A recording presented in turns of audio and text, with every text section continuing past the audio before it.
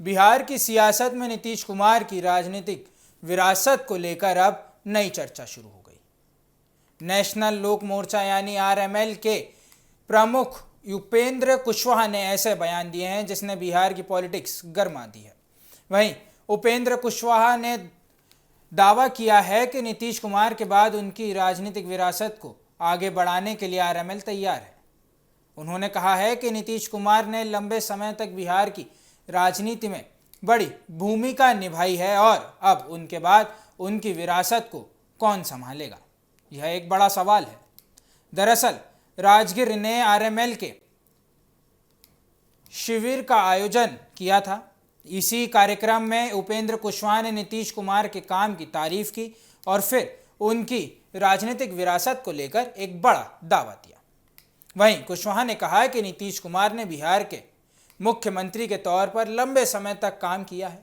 अब उनके राजनीति से दूर बनने के बाद बिहार की जनता के सामने ये सवाल है कि उनकी बड़ी राजनीतिक विरासत कौन आगे बढ़ाकर ले जाना चाहेगा।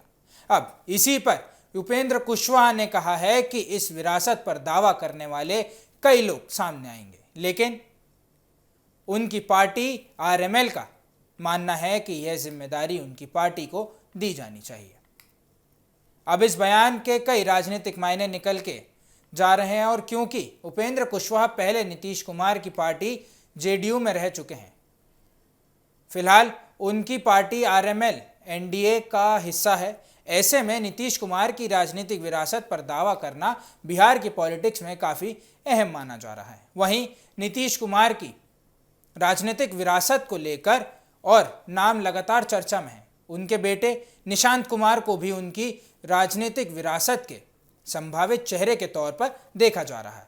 अब ऐसे में एक तरफ नीतीश कुमार का नाम चर्चा में है तो दूसरी तरफ उपेंद्र कुशवाहा ने अपनी पार्टी आरएमएल के लिए एक बड़ा दावा ठोक दिया है। वहीं बिहार की पॉलिटिक्स में नीतीश कुमार की पकड़ का एक बड़ा आधार कुर्मी और कुशवाहा समाज का समीकरण भी माना जाता है। वहीं उपेंद्र कुशवाहा इसी राजनीतिक समीकरण का हिस्सा रहे हैं। अब बड़ा सवाल यही है कि क्या आरएमएल सच में नीतीश कुमार की राजनीतिक विरासत को आगे बढ़ाने के लिए एनडीए के अंदर अपनी दावेदारी मजबूत करेगी, क्योंकि उपेंद्र कुशवाहा इस बयान से साफ कर दिए हैं कि बिहार में नीतीश कुमार के बाद की पॉलिटिक्स को लेकर अभी से सियासी दावेदारी शुरू हो चुकी है। क्या होगा और 20 साल के बाद अगर बिहार आ रहा होगा तो शायद वह देखकर अपना गांव भी ठीक से ना पहचान पाए। सबसे पहले पटना की राजधानी में उतरेगा तो पता ही नहीं लगेगा कि हम पटना में है कि कहां है। इतना विकास नीतीश कुमार जी ने किया, हर तरफ विकास का काम नीतीश कुमार जी ने किया। भारत की सरकार और बिहार की सरकार ने मिलकर किया है और इस बात के लिए जितना धन्यवाद दिया जाए हम तो आग्रह करेंगे प्रदेश नेतृत्व के लोगों से।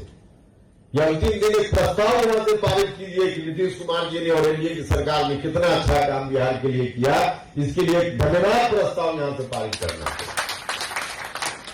इतना अच्छा काम हुआ, लेकिन हर आदमी के जीवन का भी एक फेज होता है, आदमी के काम करने का भी एक फेज होता है। अब नीतीश कुमार जी ने फुर्सत ले ली है बिहार की राजनीति से एक तरह से। मेरे शब्दों पर किसी को आपत्ति हो सकती है, लेकिन मैं जो कह रहा हूं उसका भाव समझिएगा। उन्होंने एक तरह से फुर्सत ले ली है। जब तक फुर्सत उन्होंने नहीं ली थी, बिहार के मुख्यमंत्री के रूप में उन्होंने सेवा दी, बहुत बेहतर सेवा दी। खुद ही उन्होंने इच्छा व्यक्त की और फुर्सत ले ली है। और फुर्सत लेने के बाद फिर से एक बार एक बड़ी जमात बिहार में और देश में है, उसके मन में चिंता है वह विरासत अब आगे कैसे बढ़ेगी। उस विरासत को आगे बढ़ाने का दायित्व लेने का दावा बहुत सारे लोग करेंगे।